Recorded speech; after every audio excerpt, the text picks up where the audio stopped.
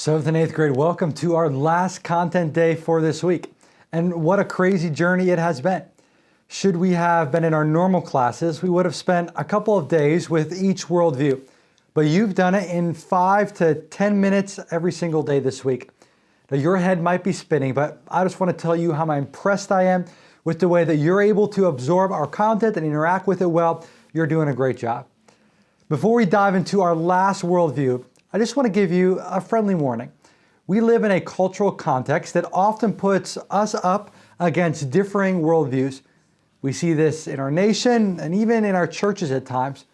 Now this is very understandable. And at times there are some clear reasons why that might be the case, but I remember a warning that came from one of my teachers when I was in college. He said that differing worldviews are differences and that we need to observe and interact with them well. But they are never reasons for us to avoid people because of these worldviews. A Buddhist, a Muslim, and a Marxist, they all have one thing in common. They need Jesus, just like you and me.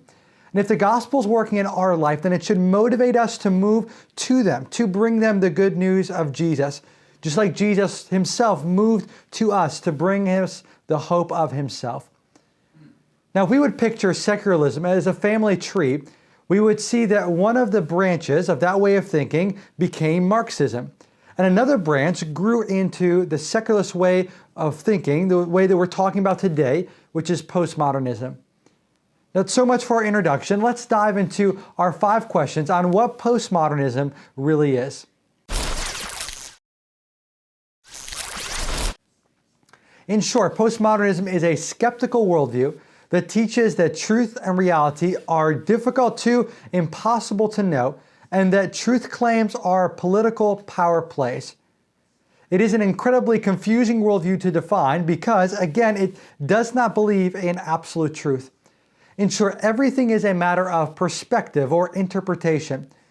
God's truth is replaced by our own collective perspectives on truth. Now, keeping this in mind, we can't definitively say how we got here, although the overwhelming majority of postmodernists follow Darwin's theory of evolution. That's their perspective on how we got here in the first place. Postmodernists point to people that make truth claims in a similar way that Marxists pointed to the factory boss.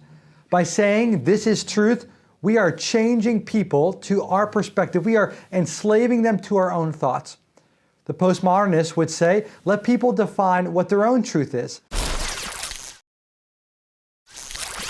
If truth is not to be found by the individual, how do we then solve the real-world problems of suffering, pain, poverty, and loneliness? Well, when the postmodernist is not answering the theoretical questions of truth in the university classrooms, they point to 2 solutions for fixing our world's problems.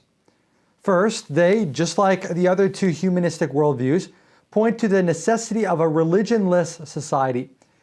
If faith in Jesus works for you, then absolutely do that. But don't tell me that I need to follow your rules or that God's way of doing things is the only right way. To say that is a form of tyranny. Now, the second solution they point to, besides a religionless state, is relationships. The postmodernist has a high view of relationships and other forms of the abstract concept of love. Now this, matched with an absence of truth, leads postmodernists to be found on the front lines of movements like the LGBTQ movement.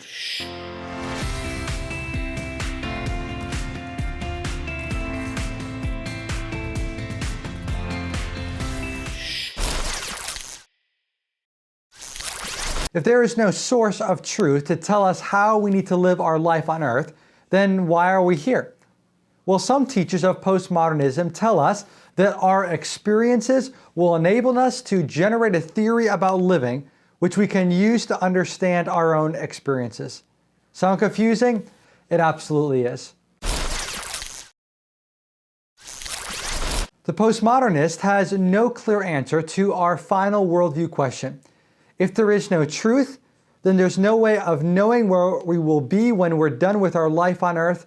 And then the total of our accomplishments on earth, that is our meaning of life. There is no heaven, and there's no hell. There is no life after death.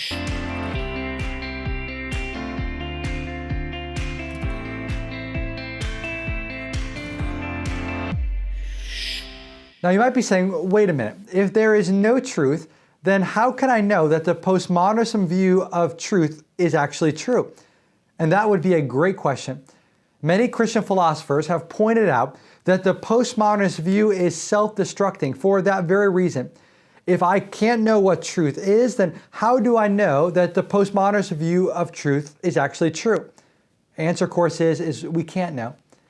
Not only that, we also know that it is impossible to live, to think, or to understand the world around us without the presence of agreed upon truth. Can you imagine being a police officer or a teacher or a builder in a world that has no agreed upon rules or ideas? There is no reality. Those people would have no job. Our textbook for this section points out that postmodernists have difficulty living with the rejection of universal truth.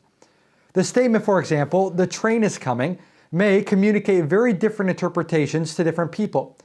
But if someone doesn't get off the train tracks on time, their interpretation may prove to be fatal. Real life needs real truth. As we wrap up this section of our learning, I hope that we walk away having grown in two things. First, that we are more thankful that God is a God of clarity and order. He's a God that desires us to really know Him. In His boundaries and His guidelines for joy-filled living, there's also incredible peace. But secondly, I hope that you have grown in your compassion for people from different worldviews.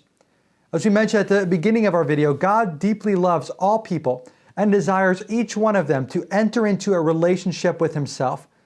With your knowledge of different worldviews, He might choose to use you to bring someone from a different worldview to Himself and enter into a joy and purpose-filled life right now and an eternity with Him in the life to come.